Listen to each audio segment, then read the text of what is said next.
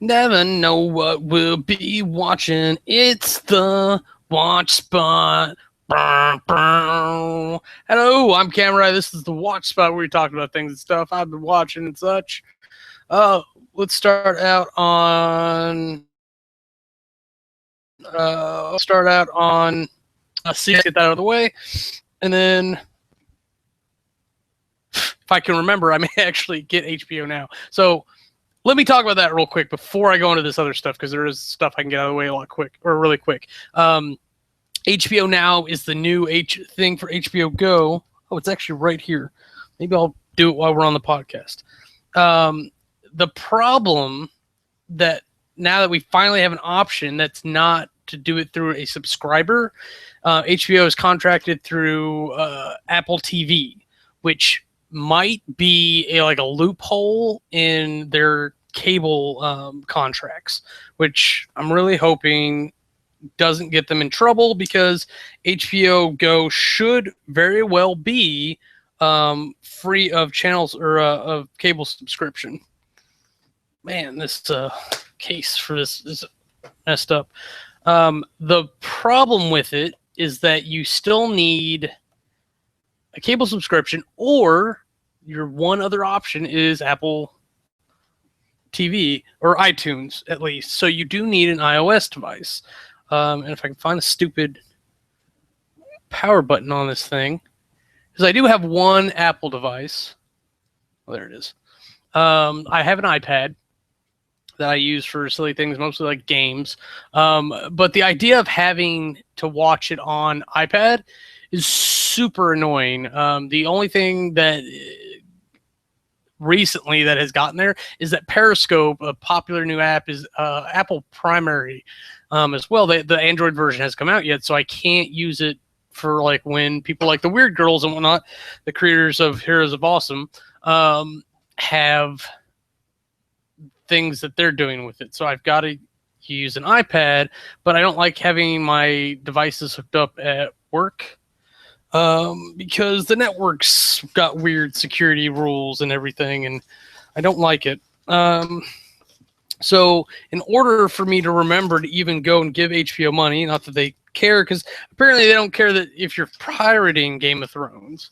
They just like that people are talking or saying the words HBO a lot. So, oh God, this lightning cord's too short. I'm hoping this will power off the PC. Oh, it's detecting the iPad. Okay. Yeah, trust the computer. That's fine. I want you to charge a crazy thing. So you can see right now all the stupid effort I'm going through to try to even get to the point where I could do it, and then this lightning cable's being weird. So this is me in my battle against Apple, and I'll move on here. Community over on screen.yahoo.com. I do believe it is /community. Yes. So screen.yahoo.com/community. Like, I'm super glad we've got more people trying to do it, but I realized recently the Google Play Store actually has a video thing. Amazon has instant video. There's a couple others that like I didn't realize until recently because I was trying to find something to watch on. TNT still has like their own independent thing, but it's only for certain shows, and some of them show up on Hulu, and it's like, oh, come on, just let me watch stuff. I just can't wait till like everybody has their own thing, and then like there's one company that goes and does all the networking for us, so that like we can just go to one thing and like have it be like TV.tv or something where we can scroll through all the channels in the world and watch things or subscribe a la carte or whatever. I think there might be a voltage distribution error issue.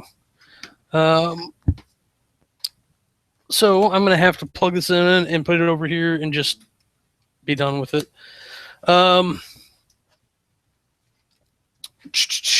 But we might have to do that in a minute. But so Community, what was the thing that happened? Oh, they got hacked. This was a really interesting, like, semi-topical thing um, that they had going on. See, this is the trouble with Apple. This is why I don't like Apple, etc., etc., etc. It probably still is not working. Nope, says not charging. I like that it detects that it's there, but it still doesn't charge. Oh, lightning, you bastards. Okay, so now I think it's charging. All right, so we'll just put this away. Bah.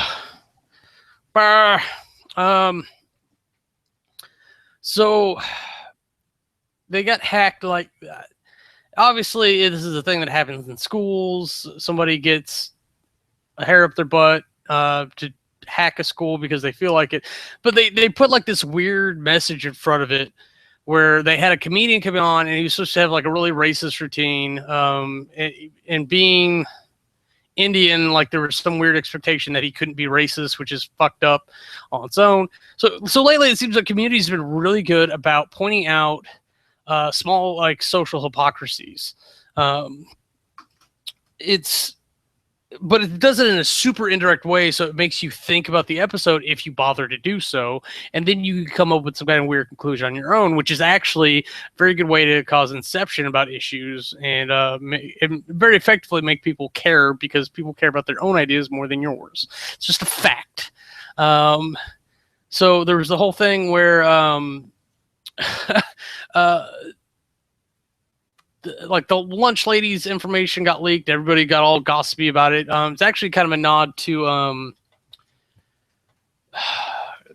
whatever the leaked celebrity phone pics were as well. Now I think about it, but and then the activity groups, which is what Jeff and all of them are, and then they leaked everybody's, and it all turned out to be some punk ass kid who lives across the street from campus and. I don't know. It's just like if you look at the story very directly, there's no real lesson to be learned.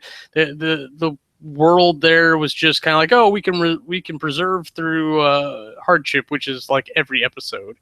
But if you look a little bit deeper, there's a lot of social commentary on our world, and I really enjoy that sort of thing. I just honestly I wish it was a little bit more direct.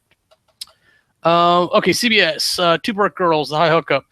I don't know why, but we've left the diner. We're slowly leaving the diner more and more. We're working at this fancy new shop. And they brought in like this obscure thing. There's this whole culture in New York and hipsters there that maybe I'm not part of, so I don't know. And maybe Whitney Cummings was. But they brought in a handsome, he's all right, whatever, Irish kid with an Indian name. So he's an Indian Irish mix, and when I say Indian, I mean from India. And like apparently Max is just super hot for him, and so I don't know. Maybe the point was to introduce a new character that Max wanted to bone, and then try to make that character interesting by having him be obscure. But we're starting to see which is really late in the season for this. We're starting to see a relationship dynamic forming between Max and somebody, Caroline and business and improvement, like it's pretty much consistently has been, and then the fancy store owner and her girlfriend.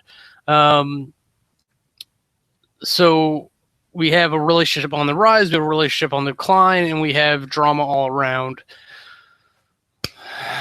So it's really setting up for something, but I know there's only 4 more episodes of Big Bang, so there's probably only 4 to 8 episodes of Two Broke Girls left, and I'm really curious what they're going to do with it. I really have no predictions. Normally I have something to say about that, but I really don't. They set this up kind of out of the blue, and I'm not sure where to go with it. Funny enough, on The Odd Couple, Felix convinces Oscar to go to the doctor so that they can go from not caring at all to caring a little bit to caring way too much to caring a little bit and meet in the middle. Like that's the whole point of The Odd Couple, is that two extremes come together for a moderation. So this time it happens to be around health. So, but of course, Oscar's the doctor ends up dating the doctor. It turns out that doctor is the same doctor from One Big Happy.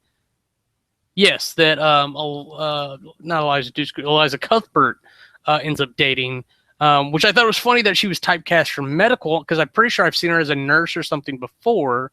She might actually be in a movie that I'm watching now that I'm not going to talk about till next week, because I don't remember like any of the super details about it at the moment. But it's just sort of funny to get like typecasted like that. You're not being typecast as gay or straight. You're getting typecast as medical. And it was actually kind of confusing because like she's an OBGYN nurse, right? No, now she's a general physician. And I'm hoping that character still stays around in One Big Happy, because I actually think that's a really interesting dynamic. But if that character's not going to stay around, they could swap it to another character, and that it may be the mechanic of having someone involved with the pregnant girl, Eliza Cuthbert's character. I can't remember her name offhand, the character's name offhand. And that just may be the whole point of it. But I like how, I believe it's Dee Dee and Emily, the PA and the cute girl, how they have like small but vital roles in all the mechanics of what's happening. So it's super well written.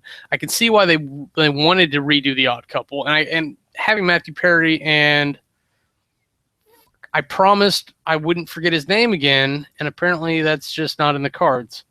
It'd be nice if they had a little thing that told me, oh, CBS, let me read about your show, The Odd Couple. Can I click on this? Will this tell me who stars in it? I mean, I could go to IMDb, but it shouldn't be that hard.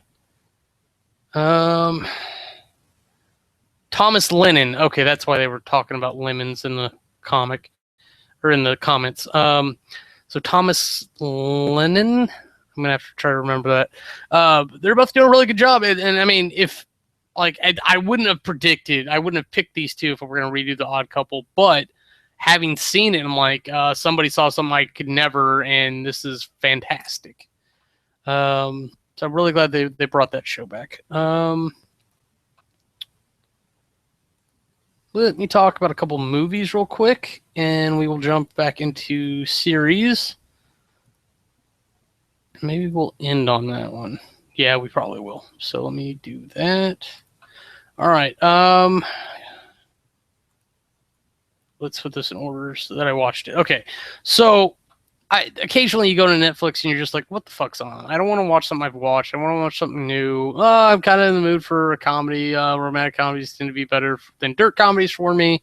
Oh, what's this? I can't tell what category this actually is. Okay, now I'm interested. Plus, there's a movie that's out there called Two Night Stand. So I was like, I actually thought this was it. I was like, did I miss it? Did it go straight to DVD or straight to release? I don't know what you call it anymore. So it's called Three Night Stand. It's got one of the guys that was in, I think, Not Another Teen Movie. He played one of the boys. He was playing Chris Klein's counterpart, Sam Huntington. Then Megan Rath and Anne-Marie Cadu, I think, are the other ones. Why? That doesn't make any sense. Okay, now I have to look this up because I'm confused why the top three billers role-wise are guy, girl, girl, but there's only guy, girl, guy at the top of this. So there might have been somebody that was a higher paid actor that didn't have as big a role, which is stupid. Three Stand Man. That's what I typed in. Moron. All right. Sam Huntington, Megan Rath, Emmanuel Unless Emmanuel is. Oh my God, it is. Okay, I apologize to Miss Sharik. It's a very French-looking name. Oh, that's not even who I thought it was. So Megan Rath and Sam Huntington's characters are married at this point. Wife of 2 years, I think, or at least 1 year, and they've been together for two. Yeah, something like that. And Emmanuel Sharik. It's the only way I know how to pronounce it. It's a very French-looking name. Yep, Montreal, Quebec.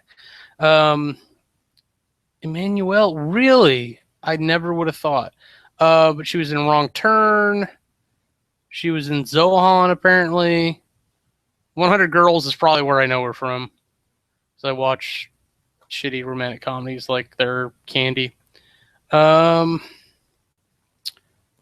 right, so that mystery is resolved. But okay, so uh, Sam Huntington and Emma are married, and then he takes her to this romantic getaway that he knows very well because he spent too much time there. As you can tell when they almost immediately arrive, he's like looking at carvings of names together. He knows these little hideouts that are there. And there's this ridiculous like verbal talk fantasy that he has that's admittedly over the top. I'm not trying to ruin anybody's time, but it's about like the time that he found the other girl, Emmanuel, like waiting for him or something. It's ridiculous. So he goes there, and it turns out she now owns the place. And of course, so there's this whole thing with like jealousy between the two women, whether or not he's going to going to get with the love of his life or his wife. His friends show up to try to save him, and then he completely rejects them, and then they get caught, and it's a whole thing. And then there's a whole other pathway with his wife and whoever else is there, and I don't know why they were together in the first place. And the actually like Emmanuel and Sam's characters actually make sense together. They're all in the game design industry, whereas Emma's character, I keep saying that, is that not the right? Megan's character, sorry. Megan's character could care less. She's all about French this and French that, and yeah, they're probably Canadian, but like movies and such, when I say French this, French that, not just French, French, French. So it's really up and down. I wouldn't actually recommend you take the time to watch this because I just told you most of it. I left out a couple key details towards the end. So if you did watch it, it wouldn't be spoiled. But I'm telling you, that last half hour or so of film is not going to be really enough. A movie that is quite strangely compelling is Ask Me Anything. It's about this young lady who defers going to college to try to sort out her life for a year or whatever. So she tries to get a job, and she lands into a really good job. She starts blogging on the internet. She actually hits off popularity. Let's see. So but it turns out like she's working for a potential sex offender. She's sleeping with a couple different guys. One boyfriend she's public with, another guy she has a secret relationship with. There's tumultuous affairs amongst all that. She starts talking to a clinically depressed guy. He adds into the equation, and we get some introspective exposition there with that. So not only do we get the dialogue introspection there, we get the self blogging issues where she gives us some exposition on her thoughts and her life and why she is or is not blogging certain things. And it turns out like she has to quit the job from the sex offender to go take up a job for another guy that she ends up interested in because she has problems, probably.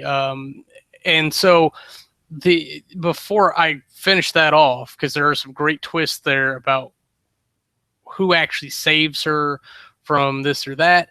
It apparently is based off a true story of a girl who disappeared. So whatever happens, you'll know that she ends up disappearing by the end of the movie. Um, so, given everything I just mentioned and that last couple twists there, hopefully that's still a very compelling watch. Justin Long is in this if you're just one of his fanatics. He's the other guy, Christian Slater. And the older guy is Martin Sheen, who is actually a pretty decent actor. The young lady who apparently looks like she's 13 is Britt Robertson, and then Kimberly Williams Paisley. That's got to be her best friend. I don't know why she has a topless scene, but she does. I honestly thought it was a porn star they recruited, but I don't like that I clicked on that name and all these kid movies showed up, but whatever. They really had some interesting characters. I think this actually would have been a very more compelling watch if it had been written as a series, and a series written like Pretty Little Liars, where it's not all wrapped up in every episode. It's not episodic. It's sagamatic, if you will, where the bloody story is drawn out through the series, and you have like 4 or 5 major story arcs, and then from there you have 10 to 14 minor story arcs, and then you have the major grand story arc for the entire season. This could have been broken down and rewritten to really work for that. I'm an insane person insisting on looking up things. So the next movie I want to talk about is Take Care. Apparently Leslie Bibb, Thomas Sadoski. I don't know why I put this on my list. I know I recognize Leslie Bibb for whatever reason. I know Thomas Sadoski from somewhere, but I don't think I know why. And you know what? I take that back. I do know where I know Thomas Sadoski from, and I know someone else from the same show. I've been talking about The Slap recently, which, Sid, if you're watching this, call me or text me or whatever so we can figure out when we can talk, because we're way late on that. Both Siler's wife and Hugo's dad are in this movie. I think I was just trying to find movies that they were in, but Tracy Chimo, I think, is her name. Oh well.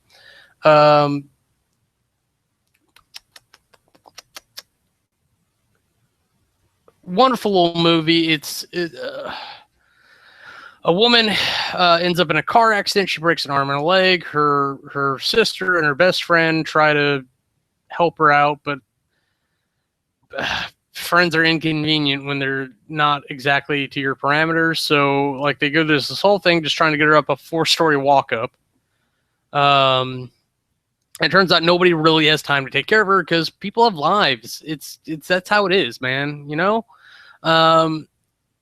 And so she ends up calling up her ex, and kind of extorting him, really, because she took care of him for 2 years while he had colon cancer, and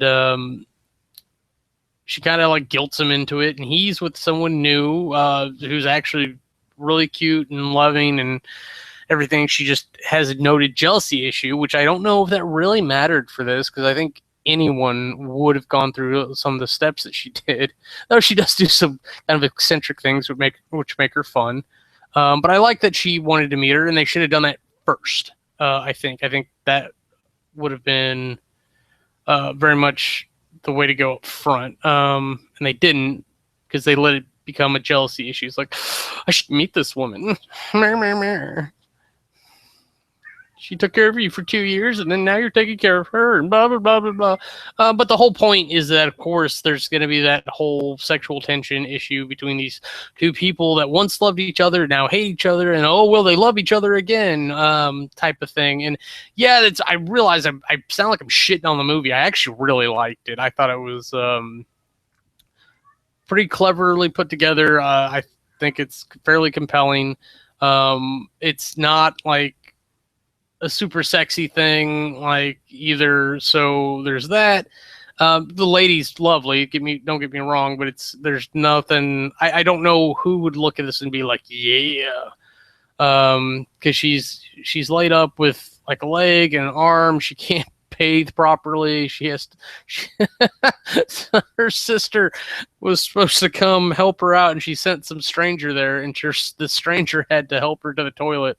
Oh man, I'm sorry. You won't see the scene coming until it happens, and you'll be like, "Oh, of course." That's what. Yeah, because they're already talking about it.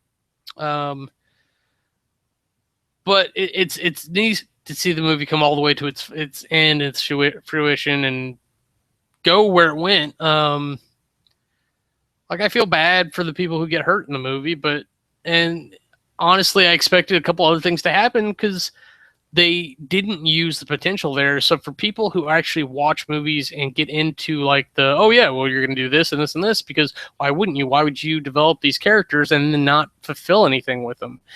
So this movie actually makes use of the negative space, very similar how you have a painting and you paint something, and it's the negative space that you don't paint that forms the picture. This movie is the equivalent of that as far as I'm concerned.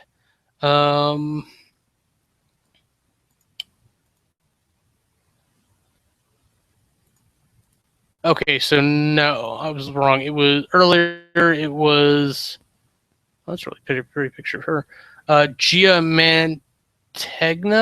Oh, that's not a Hollywood name. Oof. She's been in some stuff. She's a younger actress. I still don't understand what she had her top off. But then she was the one from Ask Me Anything that I was thinking of. All right, let's get on to Hulu, and then we can come back and finish off that last thing. Weird Loners. I'm actually kind of upset because Weird Loners is supposed to come out Tuesday nights. And if it does to me like what Big Bang used to do, because I think they got better. Big Bang would come out on Thursdays, but it wouldn't really be available till Friday, like possibly Thursday, Friday midnight. So like right now, like Weird Loners is supposed to be out and not. Like, don't tell me it's on Tuesday if it's not on Tuesday. And maybe if I still had my Hulu Plus, it would be available. But no, because it says it's not. So I'm going to expect Weird Loners on Wednesdays from now, and I'm going to stop getting my hopes up. But I'm loving the show. As like, I really wanted more of the the dub over people watching, but no, because of course she dug herself a hole. Oh god, I know she's the main girl. I don't care about it. Not Zara, not Stosh, the blonde chick that used to be on How I Met Your Mother. I just can't remember her name right now. Why? Karen. So she has to go deal with her grandma in Florida who's dying apparently soon. So Stosh actually follows her down there and pretends to be the doctor so that they can give grandma a happy thought or two for her to die on. Like, it's a really morbid, weird episode. And of course, like, they're playing up the whole thing where Stosh does the good thing to get into the hot lady's good graces, which parries as just a good thing, but then he does like half a dozen bad things and it's all evened out because you're like, oh, you are a douchebag after all, but you did that one thing for me, so I guess I still like you. But it's kind of funny that now that they've like after the first episode, this is the first episode we've had where they're all set up. It's the two girls in the one apartment, two guys in the other apartment, literally touching each other.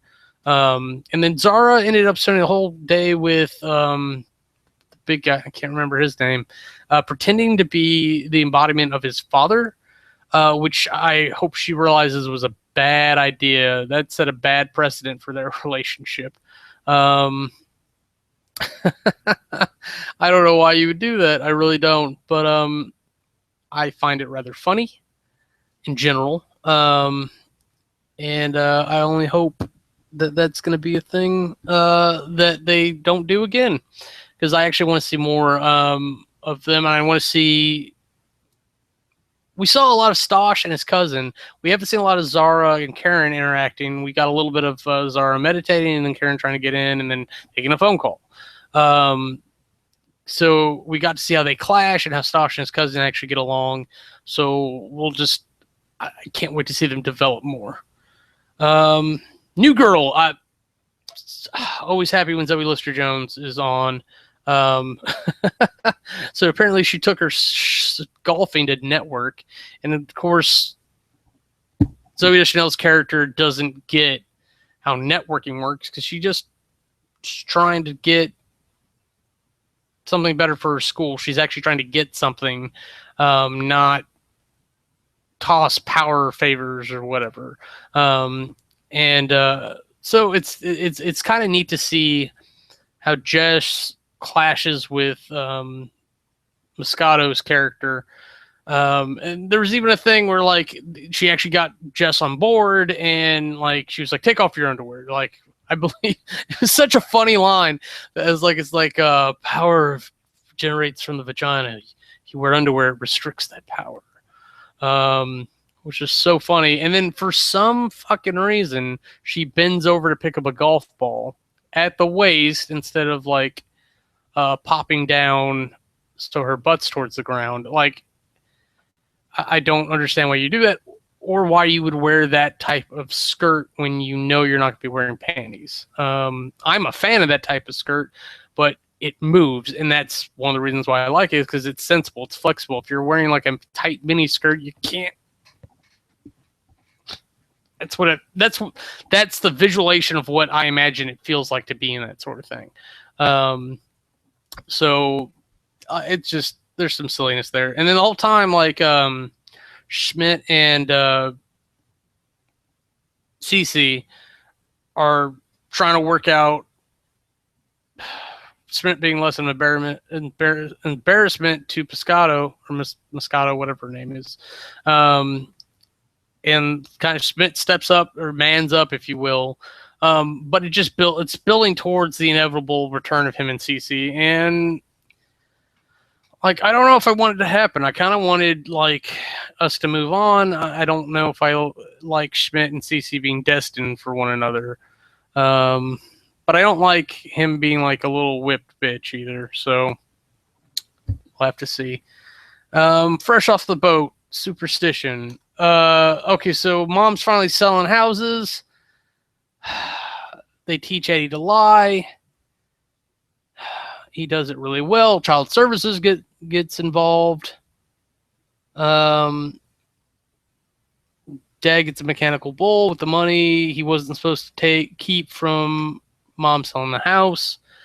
Apparently there's some Chinese thing about Forrest being evil. I don't know. We're moving on. I didn't really get a lot out of that episode. Oh yeah, I had to watch this one a couple times. I don't know why. But Joe and Mel are just banging, like to the point where they go to town hall and like interrupt a meeting to sneak off and do it in the supply closet and the car with a police officer standing guard. Which is interesting. And then it forwarded me to Sabrina the Teenage Witch, which I was like, oh, did they redo it? And I had to look at her really, really close, but I'm like, no, that's Melissa Joan Hart back in the day. It's really funny to see her as like an adult, like we're about the same age, like 30. So, and then go back and be like, oh yeah, that's high school Melissa. Because she was cute back then, and like I liked her back all the way back when Clarissa Explains It All. But I just want to mention that it's available on Hulu to watch, and it's neat. The middle, Sue and Axel are fighting again. No big surprise. Apparently over some Mexican sombrero that Axel never found or whatever, because Sue wanted it so she could wear it while riding this cow, while she takes her senior picture with her gay best friend.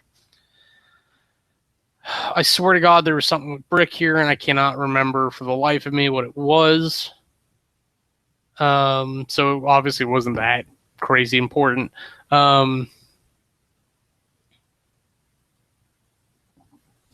It was all about like what you say about each other behind each other's backs, like, and then the weird social convention of not telling this person that's what it is. And when you introduce that, all of a sudden, people, it doesn't work out, and people's feelings get hurt, and that's why you do it. But whatever.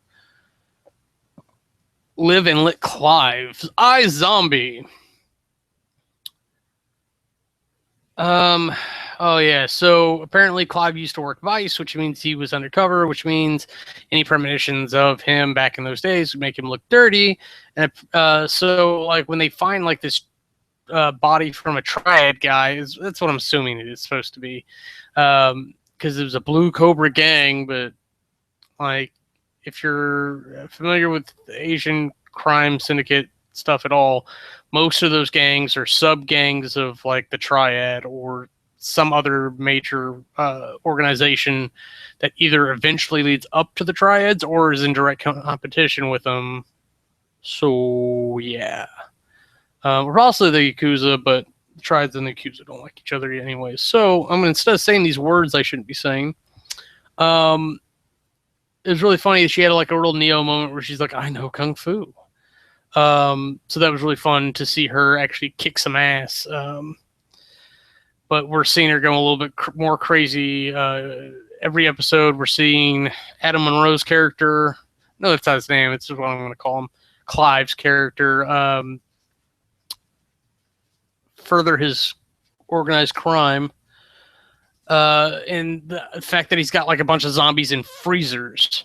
But it's only, but I mean, he called it like I was saying, like it's only a matter of time before somebody shoots off trying to do business for themselves, and sure enough, they did, and he put a stop to it. So I don't know, like maybe he does have that part handled. Maybe he's just gonna get cocky and scratch somebody who's too high up for him. Shield was weird. I'm gonna say it again, Marvel's Agents of S.H.I.E.L.D. It was a weird episode. Apparently, I'm gonna call it Shangri-La. I know that's not what it's called, but like Skye gets taken to Shangri-La, and they're starting to train her on how to do her thing. Coulson tries to get them to come capture him. They're waiting on their backup, and it turns out to be Deathlock. I'm kind of excited that that character's back, that actor, because he definitely deserved more of a part. And you're going to take out a Deathlock like that. That's pretty a pretty big thing. Given that they're writing all this nonsense from scratch, there's no reason to scrap the Deathlock.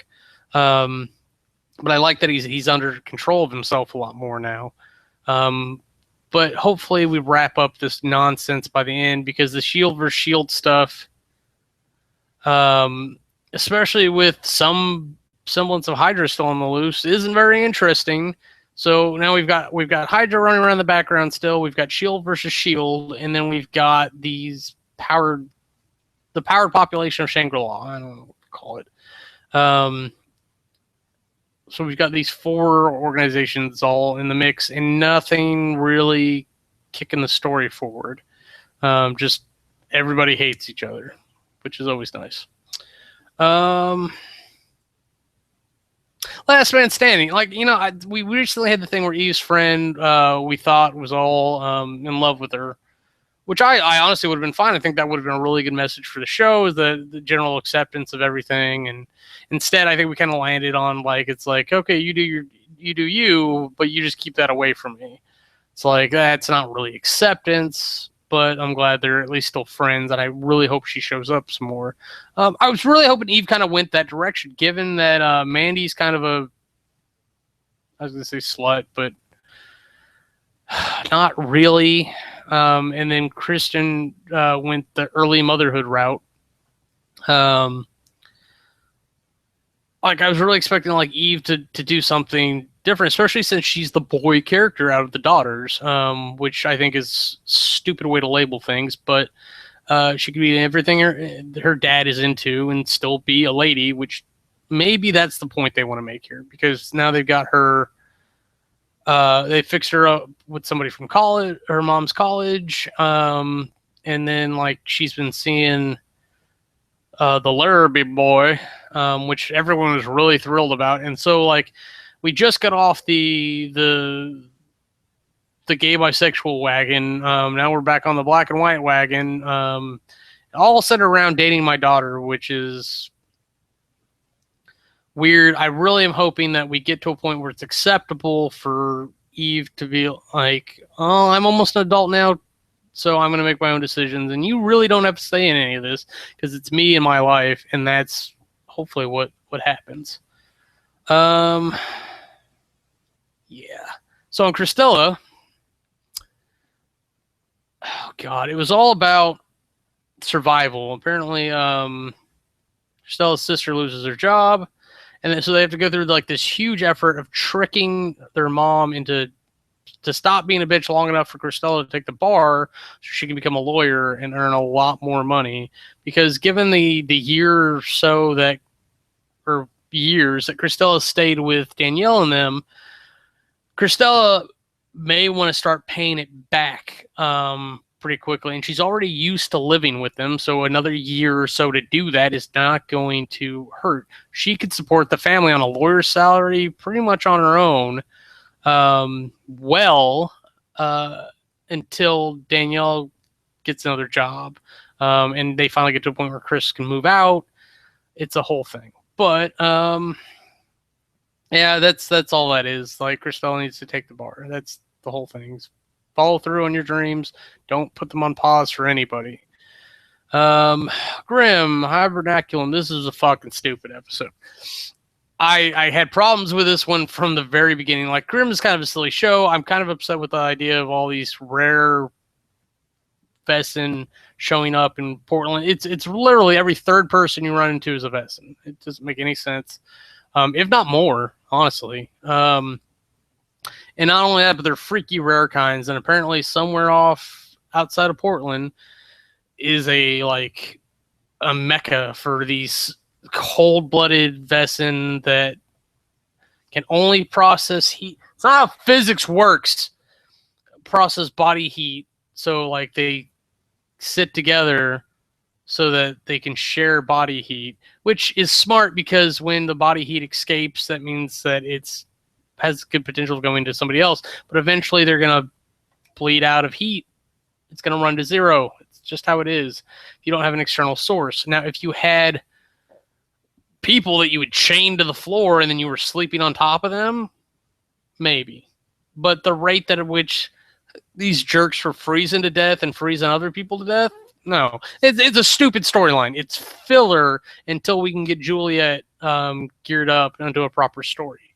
But at least friggin', and I return her, I love you. I really do. But one of the weirdest out of character lines I've ever seen her deliver is like, she's a freaking hexen beast. I want to know how many times they made her do that line. But Juliet, they finally found out about Juliet. Juliet is furthering things. Kenneth and Adeline are looking at targeting her finally because Juliet started targeting Adeline. And I really wish Nick would just get over himself and kiss her to foreign mouth. Because as much as he might have a problem with it, it's her problem. It's because of him. He can just, all he can do is accept her, and he can't even do that. Because she's got to deal with it.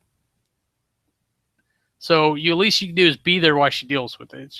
It's a ridiculous thing. But I think we're seeing that come down to his mother's prophecy of cutting everyone out of his life. Family Guy, Joe Lowe. Joe decides to kill himself. But of course they can't leave before they see all the sights. So Joe gets a couple opportunities. Then he saves them and realizes he doesn't want to kill himself. And that sounds like 5 minutes worth of episode. Oh, yeah, I guess the first 5 minutes was a setup of Peter finding the missing boy, being a hero, making Joe sad so that he'll want to say fuck everything. He breaks up with Bonnie, quits his job, and then like they go to Niagara Falls, and he tries to kill himself repeatedly. He saves them from drowning. They go back to Quahog and get his job back, and he's just got to get Bonnie back. And apparently the joke is that he messed that up, so whatever. Last Man on Earth. They're in the middle of double releases right now, so there's 2 episodes. the idiot is complaining about being married to Carol, which is fine. I don't blame him because she's very purposely written as a not a likable character. I'm not going to say like she couldn't be hot or doable or whatever, but obviously Phil has sexual affections towards Melissa much more than Carol. And then as he's begging for a do-over, as he's idiotically burning supplies, I would have killed this guy. He would have died in his sleep. Or we would have chained him down so the girls could do him to get pregnant later. I don't know. Oh my god, no freaking way. He was just burning supplies. But it was a signal fire because once they get into the town, nobody knows how to find each other. So, like, they need the fireworks or signal fire or something to locate each other then. So the two girls who thought they were the last people on Earth find Phil, which actually brought up a very interesting thing. It had inferred heavily that they... Inferred? There's another word. Whatever it is. That they had been lesbians since they met. And then, like, now that they found Phil, they were going to get back on the cock train and whatever. For procreation purposes, I agree, but you've got to build up whatever community you can with whoever you can. So, like, the whole joke ends up being that he starts over with them. Like, oh, they'll never find each other because he doesn't learn. But they made that the point of the episode is that Phil realizes he's kind of been a shitty, selfish liar. So they make a whole thing out of Phil recognizing that in the next episode. I'm sorry. So next week, hopefully, we'll actually see a new direction happen with this. Especially now that he and Carol are divorced. I'm going to go ahead and ruin that because that's just looking forward. It's a shitty plot device that we're getting rid of. So it'll be a good time next time. And maybe it'll save the show. I don't know if it'll get to a second season, but... and then this one, I was kind of falling asleep, honestly. But once upon a time, apparently the Wicked Witch is still alive and pretending to be Robin Hood's wife. So she's apparently really dead because she killed her back in the past before they ever came in the future, which is a horseshit thing that her spirit left her body right before she turned to dust. And then she jumped into a portal and went back in time, following Emma, watching over. If she had been put in a lamp and Marion found the lamp when she got here and then was possessed, I would have bought that. I would have been like, sure. But no, it's just ridiculous. So apparently the Wicked Witch confronted Rumpelstiltskin back before he made it back. It's why he was able to live out in the real world, is he got enough magic from her to fix his heart conditions or whatever so that he could find the other villains and make it back to Storybrooke to get his magic back. So apparently we not only, like, Ursula's out of the picture for whatever reason. And Regina was a plant, so it's the Dark One, Cruella de Vil, and Maleficent, who, if they do this... Oh, that's right, because Rumpelstiltskin has the author now. And then the Wicked Witch. So there's actually, like, 2 or 3 major players, because Cruella is a nothing. Maleficent, the Wicked Witch, and Rumpelstiltskin are each formable on their own for Regina, but so if they lose the savior, that's it. But we're really going to see someone shine or die here coming up soon, and I think we only got a couple more episodes to figure that out. So the last thing I want to talk about is Marvel's Daredevil. So it got released. It got delayed for whatever reason when it got released. But I kind of binged watched through most of it. I really like the realistic approach because I don't think Daredevil just woke up one day and made a helmet. So they actually led this up properly. But why do we need a modern day origin story? I really want the old Marvel universe where like this stuff started up in the 50s, the 80s, whatever it was. And then like now, like sometime after the two towers went down, like we literally have these characters that exist. Daredevil shouldn't need this. He should have a reputation at this point. And if I remember right, he started out as a killer. He didn't give a shit at the beginning. So why do we have this wussy new modern day story? We don't need that. I wanted to just jump in and start enjoying Daredevil. Like, show that he knew somebody. He knew this person and that person. That he knew Danny Rand, Iron Fist.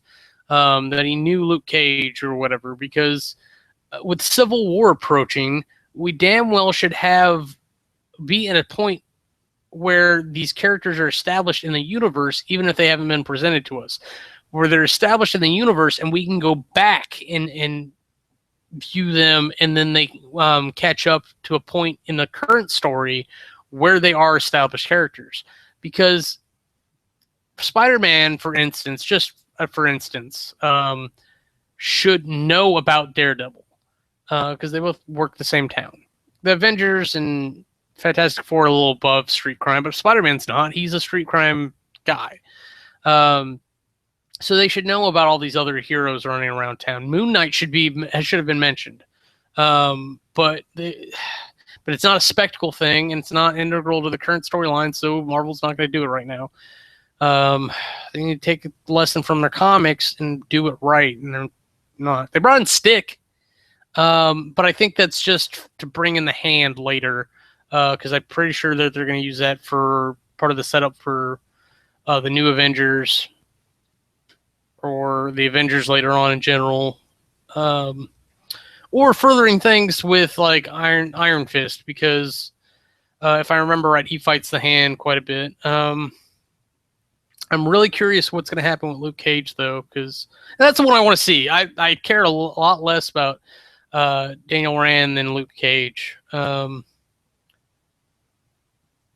hero for hire. I'm really looking forward to it. But my biggest problem with the entire season 1 of Daredevil is not the suit. The suit actually looks good.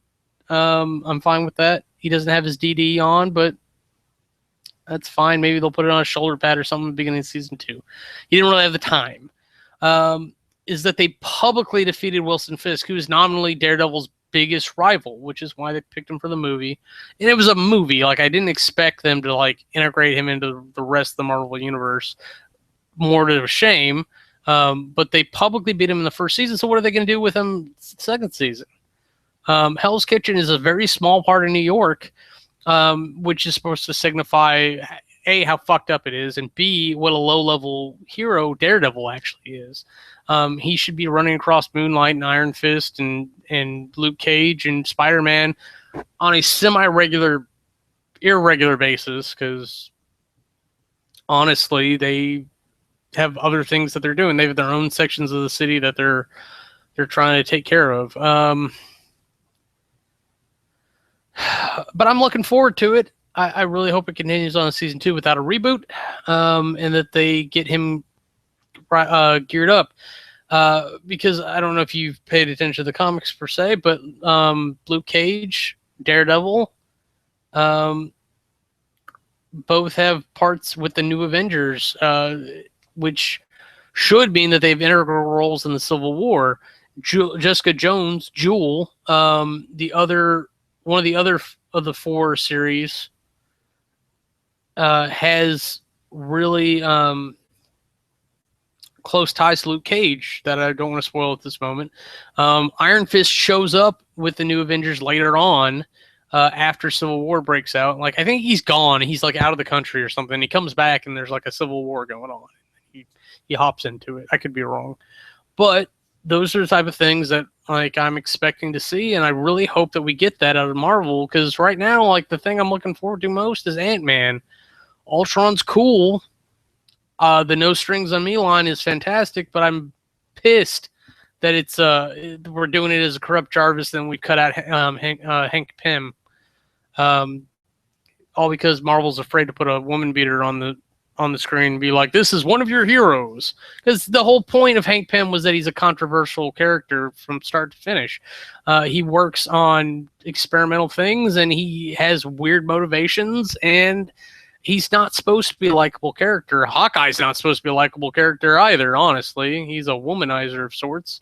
So, like, you get the fantasy male character vibe going a little bit, but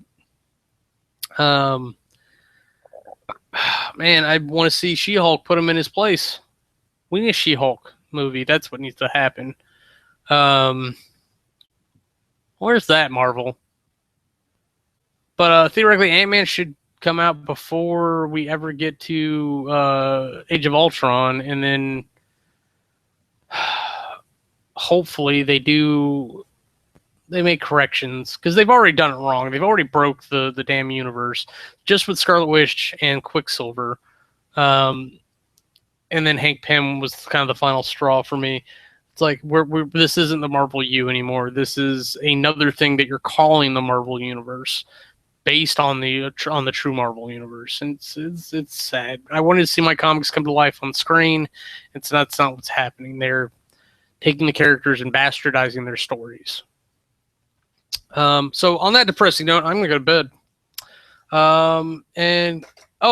So if you get your HBO Now to work on your iOS device, you can get the Game of Thrones plus whatever HBO has out there right now. I think there's a couple things, and I don't remember what the price point is on it, so I don't know if it's actually worth watching Game of Thrones, because if it's like $15 a month, I'm not doing it. Like, honestly, 5 would be reasonable. You might get me on 10, because you are offering other things than just Game of Thrones, which is really the only thing I want to watch. I mean, Yahoo Screen is free, and the only thing I really want to watch on there is Community. But until you see me next time, laters. There's the thing button.